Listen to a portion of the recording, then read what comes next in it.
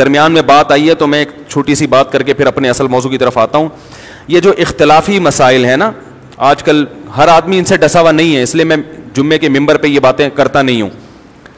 ان کے بارے میں اگر کسی نے واقعی ریسرچ کرنی ہو تو حضرت مولانا سرفراز خان صفدر صاحب, جن کو امام اہل سنت کا لقب دیا گیا ہے, ان کی کتابیں پڑھا کریں. آپ کو پتہ چلے گا کہ ریسرچ کسے کہتے ہیں.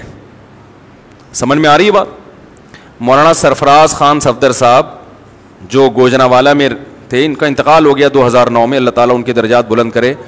تقلید کے موضوع پر ان کی کتاب ہے, امام کے پیچھے فاتحہ پڑھی جائے کہ نہیں پڑھی جائے اس پر ان کی کتاب ہے. ان کی ریسرچ ایسی ہوتی ہے, ایسی. ان کے بارے میں ہم سنا کرتے تھے. اچھا وہ تو کمپیوٹر کا دور بھی نہیں تھا, نیٹ بھی نہیں تھا اس زمانے میں. وہ اتنی شاندار ریسرچ کرتے ہیں جب کسی چیز پر کرتے ہیں.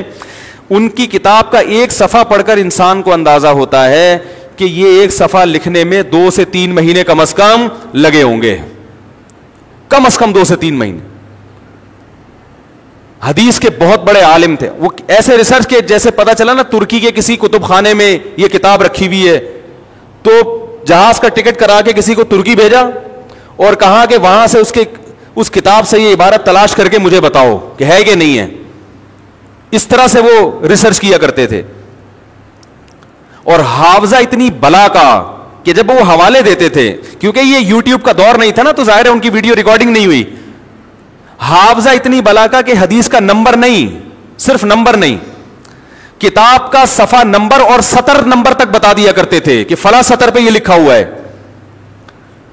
تو جو چاہتے ہیں نا کہ یہ ان چیزوں میں پڑھیں, جو اختلافی مسائل ان کو سمجھ میں نہیں آ رہے, مولانا سرفراز خان صفدر صاحب کی, ہمارے علماء دیوبند پہ جتنے الزامات لگے ہیں نا کہ وہ فلاں نے شرک کیا, فلاں نے اپنے نام کا کلمہ پڑھایا, فلاں نے اپنے نام کا یہ کروایا, یہ جو الٹے سیدھے الزامات لگتے ہیں, مولانا سرفراز خان صفدر صاحب کی کتاب ہے رحمہ اللہ تعالی, ان کی کتاب ہے عبارات اکابر, وہ ضرور پڑھیں. اور اگر آپ کے پاس یہ سب پڑھنے کا ٹائم نہیں ہے تو پھر کسی کی بھی نہ سنیں, پھر یک طرفہ سنیں اور اس کا جواب نہ سنیں. یہ پھر کیا ہے؟ یہ تحقیق نہیں ہے, یہ اندھی تقلید ہے کہ آپ ادھر کے سن رہے ہو اور اس کے جواب میں جو کچھ پہلے سے لکھا جا چکا ہے وہ آپ پڑھنے کے لیے تیار نہیں ہو. تو یہ اس کی علامت ہے آپ اندھے مقلد ہو. آپ نہ, وہی لیبل کی بات ہے نا, لیبل ہے ریسرچ, لیکن حقیقت میں کیا ہو رہی ہے؟ تقلید, اور وہ بھی اندھی. تو میں اب اصل موضوع کی طرف آتا ہوں. اللہ نے ان کو بڑا نوازا تھا, بہت بڑے عالم بر صغیر میں گزرے ہیں.